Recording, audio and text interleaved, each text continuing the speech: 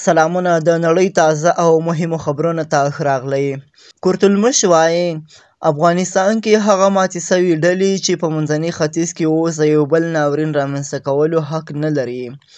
د ترکیې د ملي شورا مشر نومان کورتلمش د غزې په تړاو د امریکا د ولسمشر ډونالډ ټرمپ د وروستیو څرګندونو په غبرګون کې ویلي دي چې په افغانستان، عراق او ویتنام کې ماتې خوړلې ده، حق نه لري چې په منځني ختیځ کې یو بل ناورین رامنځته کړي.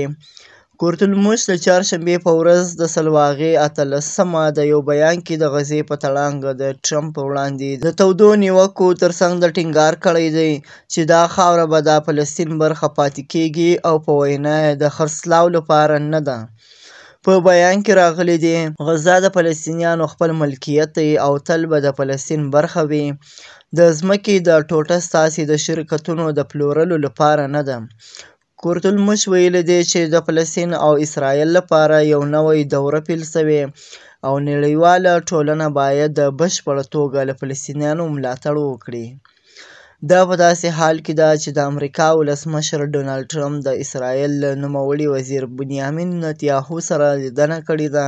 د لیدنې په مهال په یو خبري کانفرنس کې ویلي دي چې فلسطینیان د غزې له پرېښودو پرته بله هیڅ لاره نه لري. د یادونې وړ ده چې د ټرمپ دغو څرګندونو په نړیواله کچه پراخ غبرګونونه راپارولي دي.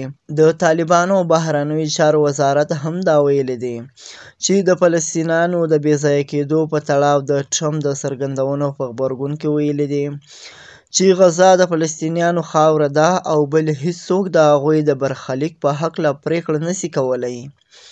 خو د امریکا ولسمشر ډونالډ ټرمپ ویلي دي چې د غزه فلسطینیانو ته پکار ده چې غزه پرېږدي او په غزه به زموږ په کنټرول کې وي.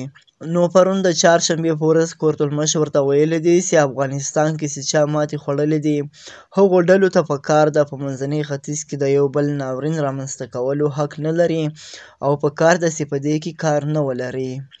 دا و د نن ورځې تازه او مهم خبرونه.